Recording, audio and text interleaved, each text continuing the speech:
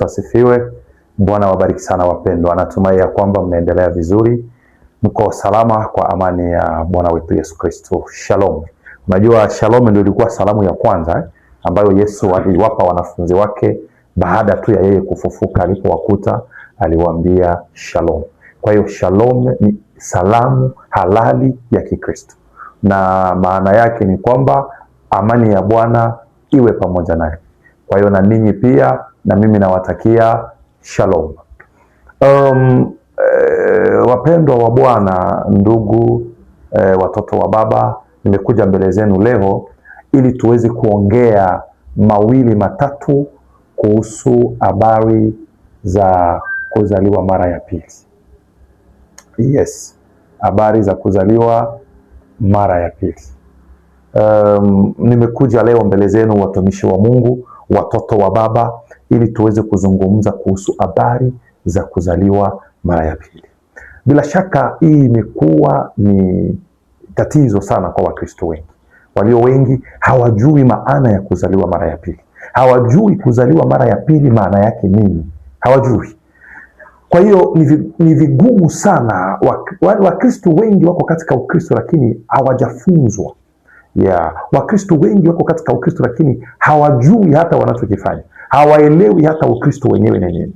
Na ndio maana wengi wanajiita Wakristo lakini sio Wakristo kabisa, kwa sababu hawajafunzwa Ukristo. Na mara nyingi, unajua ndugu mpendwa, unapokuwa mtu ambaye hujafunzwa kitu, hujui kitu unachokifanya, umeingia tu kwa miemko, umeingia kwa sababu uliombewa ukapona, umeingia kwa sababu ni kanisa la baba na mama, umeingia kwa sababu ulizaliwa humo, lakini hujafunzwa, ni vigumu sana, tena sana, kwa wewe kuwa na mwanga wa kweli. Sababu neno la Bwana ndio mwangaza. Ni vigumu sana, tena sana, kwa wewe kuwa na imani, kwa sababu imani huja kwa kusikia. Ni vigumu sana, tena sana, kwa wewe kuwa na uhakika na Mungu. Ni vigumu sana, tena sana, kwa wewe kujua kumshikilia Mungu kwenye maneno yake. Ni vigumu sana, tena sana, kwa wewe kuwa na msimamo katika imani. Kwa nini? Kwa sababu hujafunzwa. Kwa sababu unafanya jambo ambalo hujui. Na ni vigumu sana, tena sana, kwa wewe kumshinda shetani. Kwa sababu ni kama vile askari ambaye anaenda vitani, ana silaha, ana bunduki, ana risasi, ila anazipiga ovyo. Hajui apige wapi. Huyu mtu hata kama ana vifaa vyote vya kiroho, lakini shetani atamshinda. Adui atamshinda kwa sababu adui atajua mbinu za wapi aingie na wapi amguse na wapi amharibu. Basi kulingana na hili, nataka niwaambie hatua tatu za kuzaliwa mara ya pili. Lakini kabla sijafika kwenye hatua tatu za kuzaliwa mara ya pili, nataka kwanza nianze hapa. Kwa nini lazima kila Mkristo azaliwe mara ya pili? Na kuzaliwa mara ya pili ni nini? C'est quoi au juste la nouvelle naissance? Maana yake nini kuzaliwa mara ya pili? Tunasikia tunaambiwa lazima tuzaliwe mara ya pili. Kila Mkristo lazima azaliwe mara ya pili. Hivi kuzaliwa mara ya pili maana yake nini? Tunaona ni swala muhimu sana kulijua, kwa sababu sote tunajua katika kitabu cha Yohana sura ya 3, Nikodemu alimwendea Yesu usiku. Tunajua vizuri Nikodemu alikuwa Mfarisayo, tena mmoja miongoni mwa wakuu wa Mafarisayo. Na huyo Nikodemu alipomwendea Yesu usiku, alimwambia Yesu afanye nini yeye Nikodemu ili apate uzima wa milele. Na wakati Nikodemu alipouliza Yesu hilo swali, naomba tufungue katika Yohana mtakatifu sura ya 3. Yes, Yohana mtakatifu sura ya 3. Maandiko yanasema hivi hapa katika Yohana mtakatifu sura ya 3. Nianze tu kwenye mstari wake wa kwanza. Basi palikuwa na mtu mmoja wa Mafarisayo, jina lake Nikodemu, mkuu wa Wayahudi. Huyo alimjia usiku akamwambia, Rabi, twajua ya kuwa mwalimu umetoka kwa Mungu, kwa maana hakuna mtu awezaye kuzifanya ishara hizi uzifanyazo wewe isipokuwa Mungu yu pamoja naye. Yesu akajibu akamwambia, amin amin nakuambia, mtu asipozaliwa mara ya pili hawezi kuona ufalme wa Mungu. Na huyu ni Yesu anasema, anahapa. Kwa Kifaransa ni en vérité je vous le dis. Yani amini na kuambia, yani kwa hakika Nikodemu na kuambia, mtu asipozaliwa mara ya pili, Nikodemu, hawezi kuona ufalme wa Mungu. Yaani huyu mtu hata iweje, hata awe mtu wa aina gani, hata awe mtu aliyefanya nini, asipozaliwa mara ya pili hawezi kuona ufalme wa mbingu. Huyu ni Mungu, ni Yesu mwenyewe anaongea na Nikodemu. Kwa hiyo ili swala la lazima uzaliwe mara ya pili sio swala la kukataa, sio swala la kushakia, ni swala la kweli, kwa sababu si Mungu huyu mwenyewe, si Yesu mwenyewe huyu anaongea na Nikodemu. Kwa hiyo huwezi ukapinga hili. Kwa hiyo kuzaliwa mara ya pili kwako wewe Mkristo ni lazima, kwa sababu Yesu ndiye aliyesema, amini amini na kuambia, mtu asipozaliwa mara ya pili hawezi kuuona ufalme wa Mungu. Kwa hiyo kuzaliwa mara ya pili ni lazima kwa kila Mkristo. Every Christian must be born again. To be born again, it is a must. Kwa hiyo you must be born again. Je, umeshazaliwa mara ya pili? Umeshazaliwa mara ya pili? Je, unajua hata kuzaliwa mara ya pili ni nini? Sababu hata huyo Nikodemo mwenyewe alishangaa. Nikodemo akamwambia, awezaje mtu kuzaliwa akiwa mzee? Aweza kuingia tumboni mwa mamaye mara ya pili akazaliwe? Yesu akajibu, amin amin nakwambia, mtu asipozaliwa kwa maji na kwa Roho hawezi kuingia ufalme wa Mungu. Amen. Yesu akasema, kilichozaliwa kwa mwili ni mwili na kilichozaliwa kwa roho ni roho. Amen. Kwa hiyo wapendwa watoto wa Bwana, kuzaliwa mara ya pili ni lazima. Lazima uzaliwe mara ya pili. Huyu ni Yesu alisema kwamba mtu asipozaliwa mara ya pili hawezi kuona ufalme wa Mungu. Na sote tuna haja, tuna hamu ya kuona ufalme wa Mungu. Na sote tuna haja ya kupokea ufalme wa Mungu. Na sasa usipozaliwa mara ya pili huwezi kuona ufalme wa Mungu. Kwa hiyo ndugu yangu, dada yangu, mama yangu, lazima uzaliwe mara ya pili. Mkristo mwenzangu, lazima uzaliwe mara ya pili. Huyo ni Nikodemo, mwalimu wa dini, mwalimu wa neno la Mungu, lakini alikuwa hajazaliwa mara ya pili. Inawezekana kabisa ukawe mwalimu, ukawe mchungaji, mwinjilisti, Mkristo na uwe hujazaliwa mara ya pili. Ndio maana lazima uzaliwe mara ya pili. Sasa najua utauliza swali, kuzaliwa mara ya pili maana yake nini? Kama lazima, sababu kuna makanisa mengi watu hawafundishwi neno, na ndio tatizo kubwa tulilo nalo. Unajua, usifanye watu kuwa washika, yani usiwe mtu wa kuwafanya watu kuwa washika sheria. Usifanye hiki utaenda kuzimu, usifanye hiki utaenda kuzimu, usifanye hiki ukienda kuzimu, usifanye hilo peke yake halitoshi. Hilo peke yake halitoshi. Kuna neno zaidi ya hilo la kumfunza mtu. Huo ni uji, yaani katika ulimwengu wa kiroho huo ni uji. Mtu ambaye ameshakomaa, mtu ambaye amefundishwa neno, mtu ambaye ameshalishwa neno, haambiliwi tena mambo ya uji, anaambiliwa sasa mambo ya watu wakuu. Ndio maana ya kukomaza watu katika imani, ndio maana ya kuambia Wakristo wakomae katika imani, na wanakomaa kupitia neno. So kanisa ambalo halina mwalimu, lina tu mwinjilisti au lina tu mtume, au yani kanisa ambalo lina huduma moja au mbili na inakosa huduma nyingine katika zile tano, mara nyingi ni kanisa linapita katika shida sana. Lakini mimi napendaga sana kanisa ambalo lina mwalimu, sababu most of the time lina msimamo mkubwa sana kwenye neno. Kuzaliwa mara ya pili ni nini? Naomba mnisikilize kwa makini. Kuzaliwa mara ya pili ni nini? Kuzaliwa mara ya pili ni kitu muhimu sana sisi kukieleza ili mkielewe. Na hapa naomba mnisikilize. Nimeshayaongea haya katika episode zingine, lakini najaribu kurudilia tu kwa sababu ni swali ambalo linazuka. Kuzaliwa mara ya pili sio kubadili dini. Kuzaliwa mara ya pili sio kubadili kanisa. Kuzaliwa mara ya pili sio kuboresha tabia zako za nje. Kuzaliwa mara ya pili sio kulia kanisani. Kuzaliwa mara ya pili sio kubatizwa ubatizo wa maji mengi kwa jina la Yesu Kristo. Hapana. Unaweza ukabatizwe na haujazaliwa mara ya pili. Unaweza ukalie kanisani na haujazaliwa mara ya pili. Unaweza ukabadili dini zote na hujazaliwa mara ya pili. Watu wameweka confusion kubwa katika hili swala. Wengine wanafikiri labda ile kubadili kanisa ndio kuzaliwa mara ya pili. Wengine wanafikiri labda kubatizwa ndio kuzaliwa mara ya pili.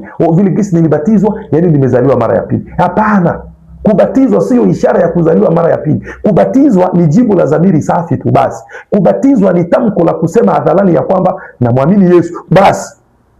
Yani umeshuhudia mbele ya umati na mbele ya dunia kwamba namwamini Yesu, na unaingizwa katika kanisa hili la mjengo, unaingizwa katika ushirika na wandugu, unakuwa moja miongoni mwetu.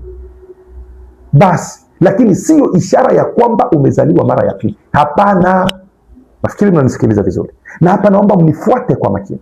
Kuzaliwa mara ya pili ni nini? Sasa nimeshaanza na kusema kwamba kuzaliwa mara ya pili siyo kubadili kanisa. Kuzaliwa mara ya pili siyo kubatizwa. Kuzaliwa mara ya pili siyo kuboresha tabia za nje. Hapana. Unaweza uwe hauvuti sigara, hunywi pombe na hujazaliwa mara ya pili, na unaingia kanisani na unasikia neno. Unaweza ukawa unavaa sketi ndefu, unavaa kilemba juu ya kichwa chako, unavaa vizuri na hujazaliwa mara ya pili. Unaweza ukawa mtu ambaye unapanda na haujazaliwa mara ya pili. Kwa hiyo kuzaliwa mara ya pili ni tofauti sana na kuboresha tabia za nje, na kuzaliwa mara ya pili ni tofauti sana na jambo la kubatizwa. Kubatizwa ni jambo lingine, kuzaliwa mara ya pili ni jambo lingine tofauti kabisa. Nafikiri mnanifuata vizuri. Sasa kulingana na maneno ya Mungu, kulingana na Biblia, kuzaliwa mara ya pili ni kitu gani? Kulingana na neno, kwa mujibu wa neno la Mungu, kuzaliwa mara ya pili ni kubadilishwa asili ya utu wako wa ndani. Narudilia tena. Kulingana na neno la Mungu, kuzaliwa mara ya pili ni kubadilishwa asili ya utu wako wa ndani. Maana yake ni hivi: ulipozaliwa mara ya kwanza, yaani ulipozaliwa na baba yako na mama yako, ulizaliwa katika dhambi. Dhambi ya urithi ambao sote tulirithi kwa Adamu na Hawa, na baba yako naye akarithi vile dhambi, na wewe ukadhaliwa ukarithi vile dhambi.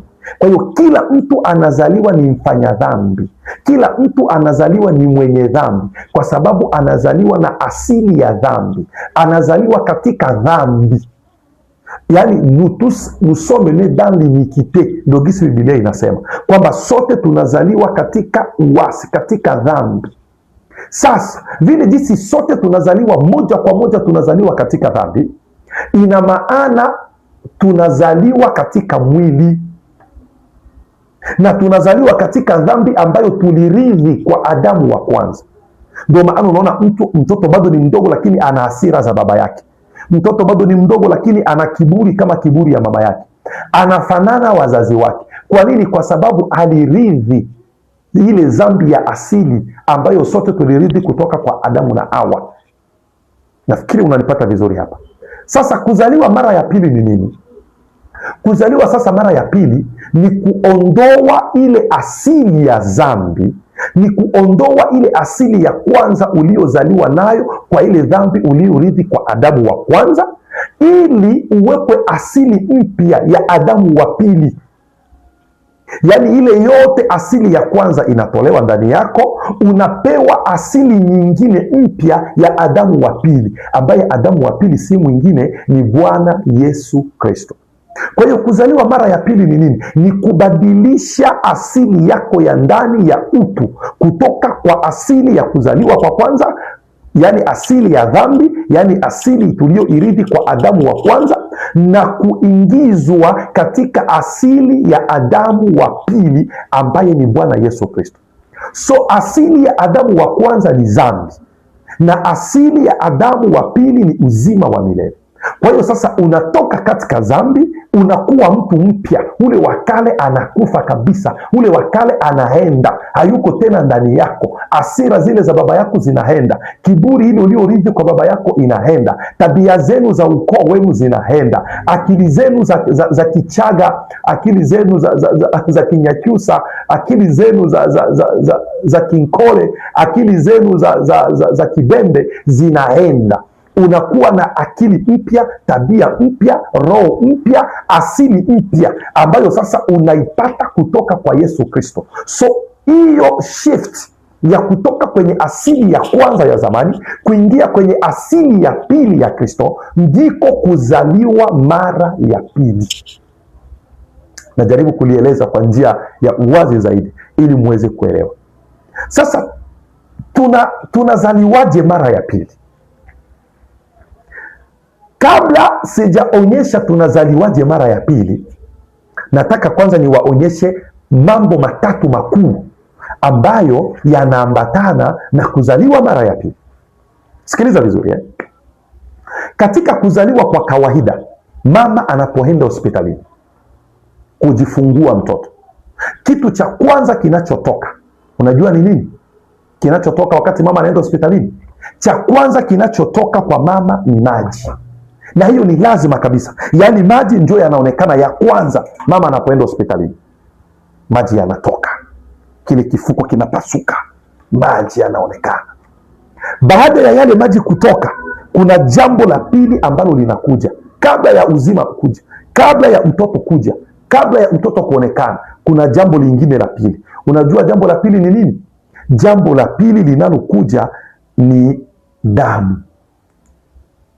Baada ya damu kuonekana, unajua ni kitu kingine gani ambacho kinafuata? Kinachofuata baada ya damu ni uzima, ni mtoto mwenyewe. Sasa kama hivi gisi kulivyo hatua tatu katika kuzaliwa kwa kawaida, katika kuzaliwa kwa kiroho pia kuna hatua tatu. Nimesema katika kuzaliwa kwa kawaida kuna hatua tatu: maji, damu, uzima. Katika kuzaliwa kwa kiroho pia kuna hizo hatua tatu. Yaani swala la kuzaliwa kiroho, mfano wake kabisa ni kuzaliwa kimwili. So hapa unazaliwa kimwili katika familia yenu ya Kinyakyusa, unazaliwa kimwili katika familia yenu ya Kiha. Lakini sasa hii kuzaliwa ya pili, unazaliwa pia katika familia ya Yesu. Ndio maana niliwaambia hivi kwamba kanisani sio kwenda kujiunga na kanisa. Hatujiungi na kanisa, bali tunazaliwa katika kanisa.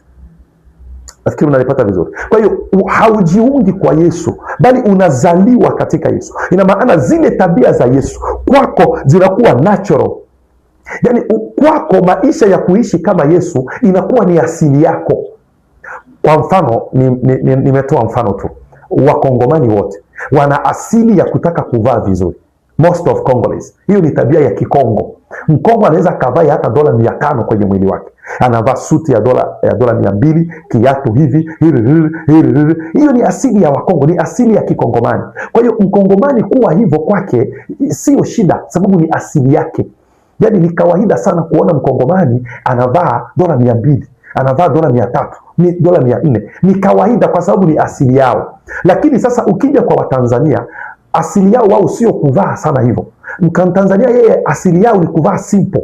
Yaani anavaa tu kama kawaida tu, kikubwa afunike mwili na aonekana amejisitiri, full stop. Hana haja ya kujua mavazi yakoje. Mkongo akienda kununua nguo dukani, anaangalia material. Hii material iko hiki kitambaa bwana, hiki kitambaa sio kizuri. Ana discuss, anaponunua kiatu anaangalia hata ngozi, je, ni leather kabisa? This pure leather au sio ngozi hii? Do you see? Lakini Mtanzania yeye hahusiki sana na huko. Kikubwa tu ninunue nguo nivae niende. Kwa hiyo ni asili zao. Kwa nini? Kwa sababu walizaliwa katika familia hizo. Kwa hiyo kwao sio jambo la kustruggle ili kulifikia, sababu ni asili yao. Kwa hiyo jambo linapokuwa asili yako, kwako linatiririka automatically. Niwape mfano mwingine gani?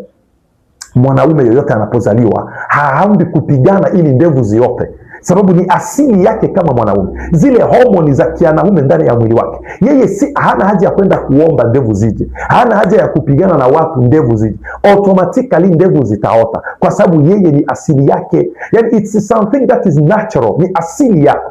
Kwa mfano, kila mwanamke lazima maziwa yataota, yatakuwa makubwa. Hana haja apigane ili yaote. Hapana, it's natural, ni asili yake. Kwa hiyo ni jambo ambalo litakuja tu kwa sababu ni lazima lije, sababu ni asili yake. So na pia unapozaliwa katika familia ya Yesu Kristo, inakuwa asili yako kuwa na tabia za Yesu. Yani zinakuja, it's natural. Sio lazima upambane ili uwe Mkristo. Yani wewe maisha yako yote yanakuwa kama vile maisha ya Yesu. Kwa sababu gani? Mtoto anapozaliwa, anazaliwa kwa mbegu ya sasa. Tunapozaliwa ndani ya Kristo, tunazaliwa kwa mbegu ya Kristo. Ina maana tunabeba damu ya Kristo. Ina maana tunageuka wa Kristo. Kwa hiyo unapokuwa sasa mtu wa Kristo, wewe ni tabia za Kristo zitaonekana ndani yako. Ina maana umeshazaliwa upya katika familia ya Kristo. Maadamu kwamba uko katika mwili huu wa udongo, unaongea kama watu wengine, lakini tayari uko katika familia nyingine ambayo ni familia ya Yesu Kristo. Kwa hiyo wewe maisha ya Ukristo kwako it's natural. Dhambi ikija kwako unakosa amani. Hata ikifika tu unadanganya unakosa amani. Unasema what is this? Hii imenitokeaje? Roho yako inauma, unasikia kama utakufa.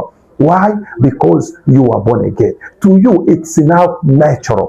ni maisha yako ya kawaida ya kila siku, kwa sababu ya asili yako ambayo umeianzisha. Na asili ambayo umeianzisha ndani ya Yesu Kristo. Kwa hiyo umezaliwa upya kwa mbegu nyingine. Let me read something here. Nataka tusome hapa Petro wa kwanza 2:1-21. Fungua haraka pamoja na mimi hapo kitabu cha Petro wa kwanza. Petro wa kwanza Petro wa kwanza sura ya kwanza na mstari wa 23. Usikie hapa, unaomba hapo, sikilize vizuri sana. Petro wa kwanza, waraka wa kwanza wa Petro sura ya kwanza na mstari wa 23. Sikiliza hapa vizuri. Maandiko yanasema hivi. Nafikiri hapo utaelewa kitu hapa. Kwa kuwa mmezaliwa, ni sisi hapo Kwa kuwa mmezaliwa mara ya pili, si kwa mbegu iharibikayo, bali kwa ile isiyoharibika, kwa neno la Mungu lenye uzima lidumulo hata milele. Unaona sasa? Ina maana tunazaliwa mara ya pili kwa neno. Kwa sababu gani? Kwa sababu unazaliwa mara ya pili pale unapoamini neno, unapomkubali Yesu Kristo kuwa Bwana na Mwokozi wako. So hii mbegu isiyoharibika ni nini? Ni neno. Tunazaliwa mara ya pili kwa mbegu isiyoharibika, kwa sababu tulizaliwa mara ya kwanza kwa mbegu inayoharibika. Ile mbegu inayoharibika unajua ni ipi? Ndio ile mbegu ya baba. Sawa. Na watoto wengine, watoto wachanga jamani, wanatusikiliza, tunashindwa kuongea mambo mengine. Lakini mbegu inayoharibika si ndio ile mbegu ya baba? Si ndio ilifanya tuzaliwe mara ya kwanza, tukazaliwa katika mwili kwa mbegu ya baba, sababu ile ni mbegu inaharibika. Sasa tunazaliwa mara ya pili kwa mbegu isiyoharibika ambayo ni neno la Mungu. Nafikiri mnapata picha hapo vizuri. Kwa hiyo tunazaliwaje? Tunazaliwa kupitia neno. Are you getting me? I want to read also something katika kitabu cha Yakobo sura ya kwanza mstari wa 18. Yakobo sura ya kwanza. Yakobo sura ya kwanza mstari wa 18. Maandiko yanasema hivi: kwa kupenda kwake mwenyewe alituzaa sisi kwa neno lake, tuwe kama limbuko la viumbe vyake. Kwa hiyo Mungu alituzaa sisi kwa neno lake, tuwe kama viumbe wa limbuko lake. Kwa hiyo tumezaliwa kwa nini? Kwa mbegu gani? Kwa mbegu ya neno. Sijui mnapata vizuri hapa. Nafikiri mnaelewa. Utaongeza Yohana 15:13. Kwa hiyo ndugu zangu wapendwa, tunazaliwa mara ya pili kwa kuliamini neno la Yesu Kristo. Na hili neno la Yesu Kristo tunapoliamini linaunda sasa ndani yetu tabia za Kristo ambazo tumesoma hapa. Nini ambacho kinaunda tabia za Kristo ndani yetu? Ni neno la Mungu. Kwa hiyo neno la Mungu linakupa uzima, sababu unapozaliwa kuna uzima. Wacha niende sasa kwenye zile hatua tatu. Nilisema hatua ya kwanza ni maji katika kuzaliwa kwa kimwili. Katika kuzaliwa kwa kiroho, maji inawakilisha kuhesabiwa haki. Hatua ya pili katika kuzaliwa kwa kimwili ni damu. Katika kuzaliwa kwa kiroho, hatua ya pili, damu inawakilisha kutakaswa. Hatua ya tatu katika kuzaliwa kwa kimwili ni uzima, yani mtoto hasa anaonekana mzima. Na hii hatua ya tatu katika kuzaliwa kwa kiroho ni kuliamini neno.